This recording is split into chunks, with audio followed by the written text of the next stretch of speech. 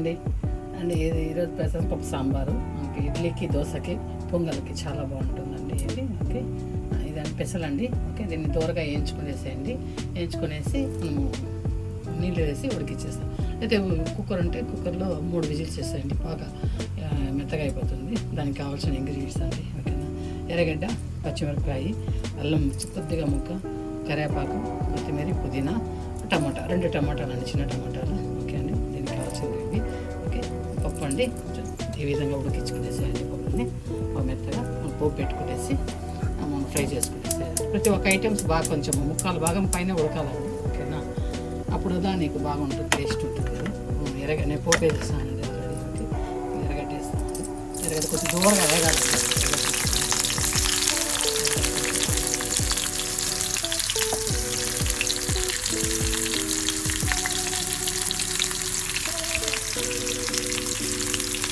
బాగా ఫ్రై కావాలండి.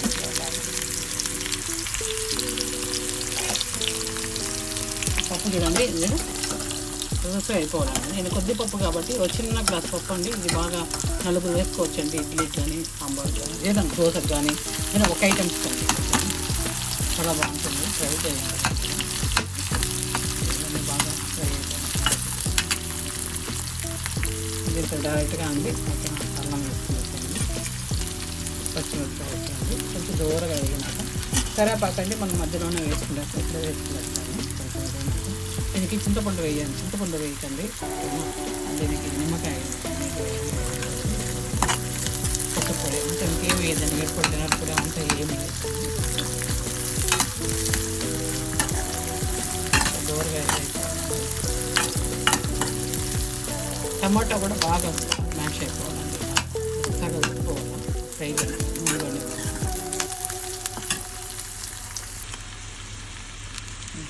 చూడండి, ఇంత చాలండి, ఇంత దూరగా అయితే చాలు. మరి రెడ్ రోస్ట్ అవుతుంది కదండి. సరేనా, ఇంకా అండి దీనికి కొద్దిగా మెంతులు పొడి, చిన్న స్పూన్ మెంతులు పొడి అండి. కొద్దిగా ఎల్జీ అండి. అదే డబ్బాలో ఉంటుంది కాబట్టి నేను తీయమండి, అట్లా పెట్టుకునేస్తాను. ఇష్టం బాగుంటుంది, ఇది వాడండి. ఇంకా టమాటా అండి ఈ టైంలో దాన్ని తగినంత ఉప్పు అండి మనకు. ఓకేనా, పప్పు బట్టి చేసుకుంటాం.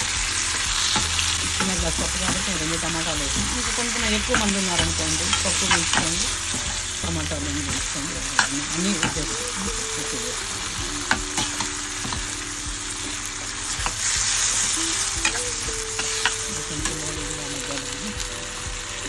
దాంట్లో నిమ్మకాయ, నిమ్మకాయ ఒక నిమ్మకాయ పులుపుని బట్టండి. ఒక్కొక్క కాయలో జ్యూస్ బాగుంటుంది, ఒక్కొక్క కాయలో జ్యూస్ బాగుంటుంది.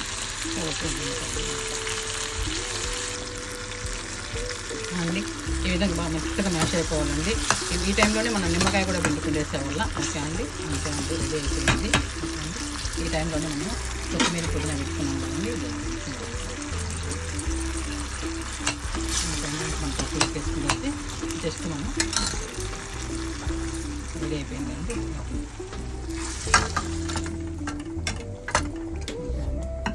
పప్పులోకి వేసుకునేసాము. కొంచెం నీళ్ళగానే పెట్టుకోండి, మరి నీళ్ళగా కాదు, ఇది పెరుగులాగా వస్తుంది కాబట్టి కొంచెం నీళ్ళగా పెట్టుకున్నామంటే ఇడ్లీకి అద్దుకొని తినేటప్పుడు చాలా బాగుంటుంది. ఓకే, అంతే, జస్ట్ ఓకే, కొంచెం బాయిల్ అయితే చాలండి. ఆల్రెడీ పప్పు కూడా బాయిల్ మంచిగా అయిపోయింది. ఇక మనం మంచి ఫ్రై కాబట్టి ఇంకా దాంట్లో వేసుకునేసినాము, అంతే అండి, ఫినిష్ అయిపోయింది. నేను గార్నిష్ చేసి చూపిస్తానండి. అండి రెడీ అయిపోయింది పప్పు అండి. ఓకే, అంతే అండి. మనం ఇడ్లీ, దోశ, పొంగల్ వీటికి చాలా బాగుంటుందండి ఈ పప్పు. చూడండి, మీరు కూడా చూడండి, ఇంత ఉన్నాయండి. ఓకేనా, థిక్నెస్ ఇంత ఉన్నాయి చాలు. ఓకేనా, మరి పల్సగా వద్దు, మరి థిక్గా వద్దు. ఎందుకంటే మనం ప్రెస్ చేసుకొని ఇడ్లీ తినేటప్పుడు బాగా దానికి జ్యూసీ లాగా పోయి అంటుకోవాలి, అప్పుడు తినేటప్పుడు బాగా టేస్టీగా ఉంటుందండి. ఓకే, ట్రై చేయండి, చాలా బాగుంటుంది. దీనికి కావాల్సిన ఇంగ్రీడియంట్స్ మళ్ళీ ఒకసారి చెప్పేస్తాను. ఏం లేదండి, పప్పు దోరగా వేయించుకునేసేయండి, నీళ్ళు వేసేసి 3-4 విజిల్స్ పెట్టేసేయండి.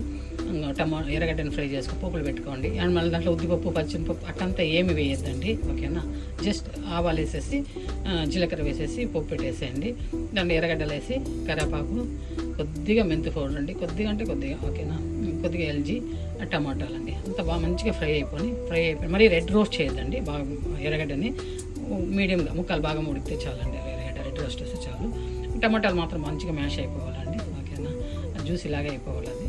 ఇంకా అంతే అండి, దాన్ని బాగా కొంచెం బాగా పచ్చిమిరపకాయలు, అల్లం, కొద్దిగా అల్లం ముక్క ఇన్ని వేసేసి బాగా ఫ్రై చేసేసి పప్పులోకి వేసేసేయండి. కొంచెం జస్ట్ ఒకసారి కొద్దిగా ఉడికితే చాలండి. ఓకేనా, బాయిల్ అయితే చాలు పప్పు. అంతే దించుకునేసండి. ఎంజాయ్ చేయండి. Idli or sambar, idli sambar or dosa sambar or pongal and sambar చాలా బాగుంటుందండి. చూడండి, ఇది పెసరపప్పు సాంబార్. ఓకే, లైక్ చేయండి, షేర్ చేయండి, సబ్స్క్రైబ్ చేయండి. నా వీడియోని చూస్తున్నారండి, చాలా సంతోషం ఉంది. ప్రతి ఒక్కరికి నా ధన్యవాదాలు.